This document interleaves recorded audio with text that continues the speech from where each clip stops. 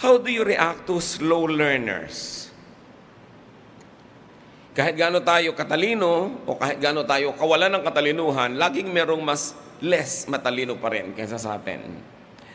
Paano po kayo nagre-react sa mga taong ang linaw na ng sinabi nyo, hindi pa rin naintindihan? O akala niya, naintindihan niya, tapos malalaman nyo lang hindi naintindihan dahil nagkamali na. How to react to people who cannot understand anything, and yet sila pa kumisan yung galit? How do you keep repeating, forgiving people who keep repeating the same mistakes? Nagagalit ba kayo? Sinisigawan nyo ba? Iniinsulto nyo ba? Yung mga taong parang less intelligent than you are? How do you comprehend people who cannot comprehend you? At yan po ang ating pag-aaral ngayon, pinamaganda nating HA, mamaya nang ibig sabihin nun, how to deal with bubings. Kasi marami talagang bubing sa buhay. Pero how do you deal with that? Especially kung ikaw yung bubing. Paano kaya yon? Dear God, thank you that you're intelligent, and we thank you that we can learn something from you every day. Right now, may you bless everyone through wisdom that comes from your word. May your mercies abound in our lives, restore our health, our energy, teach us to submit to your will. And right now we ask you to be our speaker. Lord, be our speaker. Give us a simple message that will make us better persons. Teach us, Lord, also to be more intelligent so that people will not be impatient with us. May your wisdom abound. Be the speaker, O God. Use your servant only as your instrument. In the name of Jesus, your Son, we pray with thanksgiving. How to deal with bubings. Matthew 15:10 to 20. I'll be reading from the New International Version. Jesus called the crowd to him and said, "Listen and understand. What goes into a man's mouth does not make him unclean, but what comes out of his mouth, that is what makes him unclean." Then the disciples came to him and asked, "Do you know that the Pharisees were offended when they heard this?" He replied, "Every plant that my heavenly Father has not planted will be pulled up by the roots. Leave them. They are blind guides. If a blind man leads a blind man, both will fall into a pit." Peter said, "Explain the parable to us." Then Jesus answers in verse 16, "Are you still so dull?" Jesus asked them, "Don't you see that whatever enters the mouth goes into the stomach, then out of the body? But the things that come out of the mouth come from the heart, and these make a man unclean. For out of the heart come evil thoughts, murder, adultery, sexual immorality, theft, false testimony, slander. These are what make a man unclean, but eating with unwashed hands does not make him unclean." So dyan ang galing yung title natin sa Lord na, sinabi ni Lord na kay Peter, "Are you still so dull?" Paano nyo tatagalogin yun? Many Christians feel offended with the word bubing, but the word exists because the idea exists. And there are some people, by the standards of others, to be less than intelligent as they should. Now, our lesson now is not about dietary laws. It's not about teachings of Jesus on what is unclean. Our lesson today is how to deal with the dull, those who do not and cannot understand, that we lovingly and jokingly call bubing. How do you deal with that? And I want you to think of people now that you consider to be less intelligent than you. Siguro mga tao lagi nyo napapagalitan, nasisinghalan nyo dahil hindi ka naintindihan, etc., etc. No one, you understand those who lack understanding. Ikaw pala yung marunong, di ikaw yung umunawa. So you understand, you do the understanding. Ikaw pala yung amo, may tauhan ka, pinapasweldo mo, the presumption is mas marami kang alam. Therefore, huwag kang magalit kung hindi kanya kasing talino. Matakot ka kung mas matalino siya sa'yo. So pasalamat ka, mas matalino ka sa kanya. Huwag ka nalang magalit. Luke 12:48. From everyone who has been given much, much will be demanded. And from the one who has been entrusted with much, much more will be asked. So kung sino binigyan ng mas maraming talino, mas maraming hahanapin sa kanya ang Diyos. At i-apply mo yung katalinuhan mo sa pag-unawa ng hindi mo kasing talino. Apply this to your understanding and overflowing intelligence. That if you consider yourself so bright, then be charitable, be kind to the less bright. More understanding of others is expected from the more intelligent. Hindi bagay sa matalino na nagagalit sa bubing kasi bubing na rin siya pag ginawa niya yun. Dapat mas naunawa mo. Sino pa ba mag-a-adjust? Help and make yourself understand the dull, the so-called dull. Think and say, kasi hindi abot. Gano'n na lang. Sobrang mataas yung ideya mo para sa mababa. Sobrang malayo o malawak para sa maiksi ang kamay. Romans 15:1, we who are strong ought to bear with the failings of the weak and not to please ourselves. Kaya ang complete title natin, hindi abot. Yun yung HA, no? How to deal with bubings. Hindi nila abot eh. Abot mo pala. So, gawin itong explanation. Tuwing may hindi ka maintindihan na tao, bakit hindi makaintindi? Sabihin mo, yun, hindi abot. Gawin mo itong motto for understanding others. Gawin itong expression para hindi ka magalit lagi. Sabi, ay, hindi kasi abot ni Bining ang ideya. Para huwag ka lagi mainis. At huwag ka ma-high blood. Ang sasabihin mo, HA. Which means, tandaan nyo yung title. Ang dami nyong paggagamitan yan. Biyanan nyo, for instance. Di ba? Asawa mo, hindi abot. Buti na lang abot ka niya. Di ba? Pero yung ideya mo, hindi niya maabot, hayaan mo na. Anak mo kuminsan, o nanay mo, magulang mo, empleyado mo, kung ikaw may mga empleyado, hindi abot. What do? Bring the cookies to the lower shelves. Ang daming shelves, nandun yung cookies sa taas, hindi niya maabot, edi ibaba mo para maabot niya. Simplify. Explain more clearly, more slowly, more simply, more patiently, more sympathetically, and more lovingly. Di ba dapat mahalin mo yung kulang ang karunungan? Hindi naman kasalanan na kulang ang karunungan ng tao. In fact, they're inadequate, they're handicapped. What is the Christian response to that? Love. Consider the man who lacked understanding but tried very hard. So Mark 10:21, Jesus looked at him and loved him. Trying hard pero hindi pa rin niya naabot. Yung mapagmahal na mata ni Lord, hinagod siya ng tingin at sabi siguro ni Lord, hindi abot. Kawawa naman. Then Jesus proceeded to explain further. Magbigay ka ng example sa iyong paliwanag, illustration. Use metaphor from daily life like Jesus did. But do not be angry. Do not be aggressive. Do not be violent. To the point na binatukan mo na dahil hindi ka maintindihan. Sinapak mo na dahil kaya mo. It is a misuse of power, of strength. Sinigawan mo na kasi hindi ka maintindihan. Kasi kaya mo sigawan. Di ba? Mali yun. Pinapahiram ka ng Panginoon ang pagkakapangyarihan para maging loving ka. Hindi para maging abusive and aggressive. How else do you deal with the dull? Repeat. Keep repeating your instruction, your explanation, and illustration. Kasi may mga tao talaga, after 5 repeats pa lang nila masisimulang mainawaan.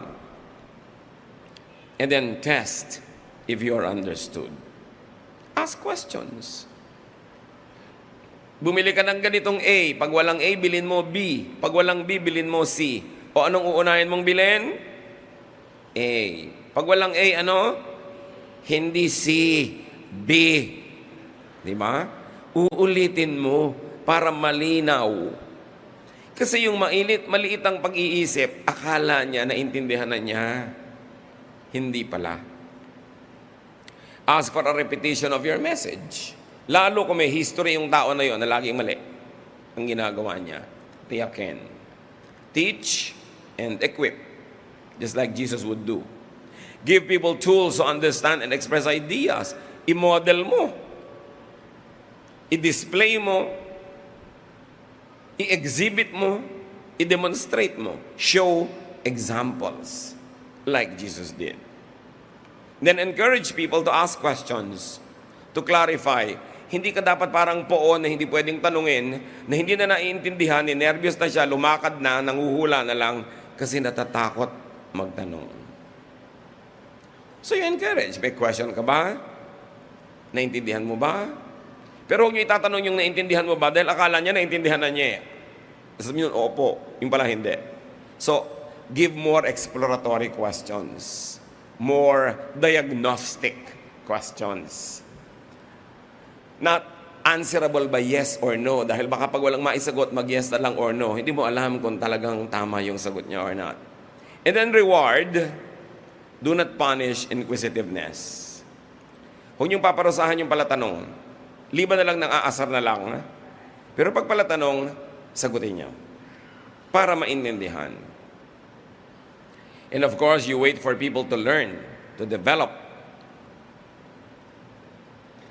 Kahit buto, pag tinanim mo, hindi mo naman hinuhukay agad para makita mo yung ugat kung tumutubo. Give it time. And of course, after everything, nagkamali pa rin. What do? Forgive when people commit mistakes because of lack of understanding. Kanya-kanya lang naman tayong turns sa maging bubing eh. Kumisan ang tali-talino mo sa school pero bubing ka sa love life. Ang tali-talino mo sa negosyo, pero bubing ka halimbawa sa ganitong bagay. Kanya-kanya lang tayo ng katalinuhan at kanya-kanya tayo ng kahinaan sa ating isip.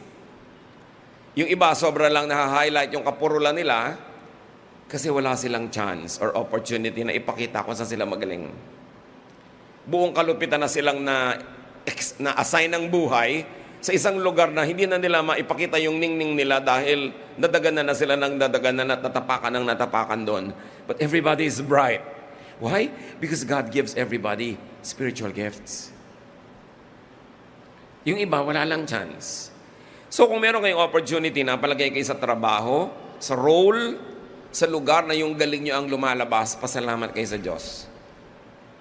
Yung iba, hindi lang nakakaroon ng ganung pagkakataon. Ignorance, even dullness, is not even a sin. So, hindi dapat ikagalit yan. So, sa mga dull, mapupurol mga bubing na laging napapagalitan, namumultahan, nasa salary deduction, napaparusahan, anong gagawin nyo? Huwag kayong magalit.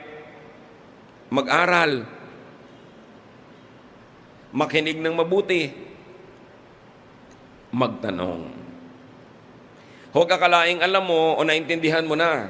Lalo 3 beses ka nang napapagalitan, makahalata ka. Siguro akala ko lang, alam ko na, pero hindi pala. Ba't ako napapagalitan? So, imbes magalit ka sa nagagalit sa'yo, ba't di mo lang ituwid yung mali mo? Why don't you learn? Alam nyo, meron tayong isa ring masamang bisyo. Nagagalit tayo sa nagtutuwid sa atin. Samantalang dapat magbayad tayo. Pero matuturuan ka ng libre. Ang mga magagaling, binabayaran para magturo. Tapos tinuturuan ka, magagalit ka. Kahit kung mapagalitan, kumali ka naman talaga eh. Kung yan ang mga kailangan para ka magising at matuto, learn. Huwag niyong pe-personalin pag mali kayo at napagalitan kayo. Sabihin niyo, pag napagalitan kayo, di ba pag hindi makaintindi, ano sasabihin niyo? Hindi abot. Pag ikaw ang napagalitan, dahil hindi mo abot, ano sasabihin mo? Dapat lang. Huwag ka magalit, nagkamali ka eh. Lalo merong nabasag, may nasira, may nawasak, may magiging gastos, may nahirapan, may napahamak. Kung may namatay pa, sasabihin mo, dapat lang akong pagalitan kasi mali. And then, learn. Walang mararating yung mga taong proud na lagi nagagalit pag napapagalitan din. Nagdadabog. Magiging bayolente. Kuminsan may mga tauhan ka, napagalitan mo, may pagtulog ka, sinaksak ka pa. Hindi ganun. Dahil sa mga, bakit ako pinagalitan? Mahirap yatang magalit. Mahirap sumigaw. Mahirap, nakakapagod magalit. So ba't siya nagpagod para ako pagalitan? Siguro naman dahil may mali ako. Dahil ba't siya magpapagod ng walang dahilan? Baguhin po natin yung attitude natin. At kung hindi talaga naintindihan, huwag magkunwaring nalinawan mo. Hindi nakakaya magtanong, hindi ko po naintindihan, pakiulit po. Pwede po ba French? Kasi hindi mo yan maintindihan, Tagalog, o Cebuano. Ipaliwanag sa'yo. So, sa mga laging napapagalitan, anong dapat niyong gawin? Patawarin ng mga sobrang matalino. Hindi lang yung matalino ang nagpapatawad. Yun ding napapagalitan. Patawarin na yung teacher mo, o yung amo mo, o yung superior mo. Kasi, kaya naman siya nagalit dahil di sa'yo. Alam namang wala kang ginagawa, bigla siyang nagalit. Siyempre, may dahilan. Kaya patawarin na rin siya. Kung hindi mo naman ginawa yung mali na yun, hindi rin siya magagalit. Ang sobrang katalinuhan, to the point na hindi na maintindihan ang hindi kapwa matalino o hindi ka na maintindihan ng hindi kapwa matalino, isang uri na rin yun ng kabubingan. So sobrang kang matalino, wala na makaintindi sa'yo, magbago-bago ka rin ng paraan. Kailangan ka mag-adjust. Why? Because adjustment and the capacity to adjust is really one great measure of true intelligence. Ang tunay na matalino nakaka-adjust. Hindi yung lagi hinihingi mo sila mag-adjust sa'yo. No. Patunayang matalino ka by adjusting to those who are less gifted. So sa mga slow learners, sabihin sa sarili, sa sobrang baba ng utak ko, at sa sobrang taas ng isip niya, hindi niya ako maabot, kawawa naman siya. Pwede niyo rin sabihin yun to make yourself feel good. Kaya di ba ganito talaga ginagawa ng iba? Alam mo, ang tali-talino niyan, baliw na. Tapos tawa na lahat yung bobing, baliw talaga siya.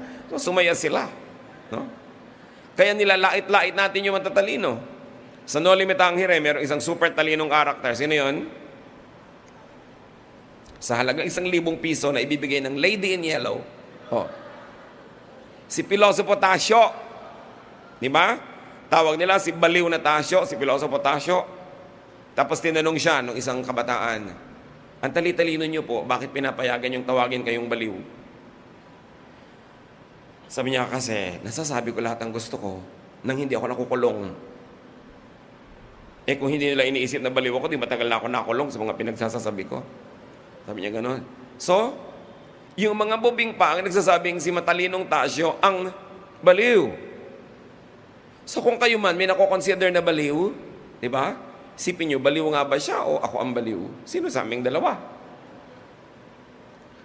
Pinapadali kasi natin ang buhay. Lahat ng hindi natin nauunawa, tinatawag nating mali. Para maging komportable tayo kung sa anong niyayakap o kinakalong o sinusundan natin. Mali na lang yung iba, period. Pero hindi ganun ang taong naghahanap ng katotohanan. At hindi ganun ang taong palalayain ang katotohanan. Dapat handa tayong kilalanin natin mga kamangmangan para matilamsikan tayo ng liwanag ng pong may kapal.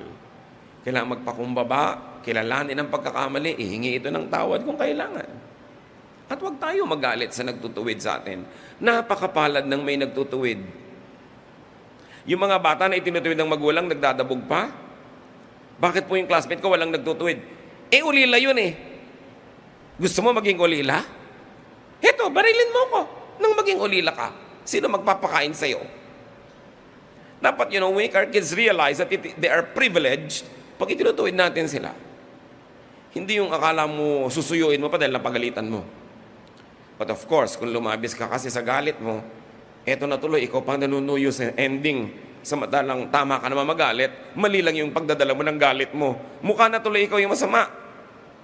Kaya dapat kinokontrol talaga yung emosyon. Kaya sa mga bubing, sabihin nyo sa matatalino, pinapatawad na kita. Di ba? Ang tali-talino mo, hindi ka bagay dito sa mundo. So pag hindi abot ng kapwa ang abot mo, sa halip na mainis, pasalamat. Dahil mas blessed ka. Bili mo na aabot mo yung hindi abot ng iba, pasalamat ka, huwag maging mayabang. In fact, abutin mo para sa kanila. Hindi mo abot ang switch o ako na magbubukas ng ilaw. Hindi mo abot ang bote, ibababa ko na sa'yo. Hindi mo ko maintindihan, i-explain ko ng mas simple. Ibababa ko para sa'yo. Pag hindi abot ang abot mo, iabot mo pa sa kanila. Malaki ang hinihinging pananagutan sa binibigyan ng Panginoon ng mga maraming pagpapala. And never be angry again at the dull and the ignorant. Because they are not really dull. They are not really bubing. Iba lang ang abilidad nila. At hindi sa abilidad na yun kayo naglalaro, doon sa abilidad mo, kaya nagmumukhang ikaw ang magaling. Pero subukan mo to play in the field of this other person. Siguradong ilalampaso ka niya kasi ang galing niya doon. May pinapagalitan ka isang mekaniko, subukan mo mag-contest kayo ng pag-repair ng isang sirang kotse, talo ka. May pinapagalitan kang labandera, subukan nyo magpaputian ng damit. Nalalabhan, talo ka. Kanya-kanya ng galing eh. So, pasalamat tayo dahil magaling tayo. Lalong-lalo ko yung galing natin ang sineselebrate nung occasion, nung environment, o nung society. Because in many other occasions, some people are not able to celebrate what is good and perfect in them because they have no chance. Be kind. Isipin mo na lang, pagka dull and ignorant, ano sasabihin natin? Hindi abot. Yun na lang. Kung meron lang kayong matatanda na dalawang words sa fellowship natin ngayon, yun ay praise God. Hindi abot nga. Okay? So, kabubingan ang magalit sa mga bubing. Ibig sabihin lang, mal-adjusted ka. Hindi mo sila inaabot at nagiging makasarili ka sa iyong karunungan. I want you to bow before the Lord and close your eyes. Panginoon, turuan niyo po kami na ituwid ang aming mga ugali, na huwag kami magalit sa mga nagtutuwid sa amin. Sa halip doon, maging mapagpakumbaba kami at mapagpatawad. Turuan niyo rin po kami, Panginoon, unawain yung mga tao hindi masyadong sanay, hindi masyadong hasa. Sa mga area na strong kami at akala namin dapat lahat na lang ng tao understood na magaling sa area na yun. Salamat po sa karunungan na binibigay niyo sa amin. Salamat sa sharpness that many of us enjoy in various fields. But teach us to be sensitive to those who are less sharp. To those whose talents are not celebrated by this world. To those whose talents are not paid well, but they are talented nevertheless. And teach us, Lord, to be just, to be kind, to be good. At sa susunod na kami matutuksong magalit, unawain na lang namin, hindi abot. At ang aming sisihin ay aming sarili na hindi namin naipaliwanag ng mabuti. Ang aming sisihin ay aming pamamaraan ng pagtuturo na maaring kulang. At turuan niyo kami, Panginoon, na lalong maging mapagkupkop, mapagmahal.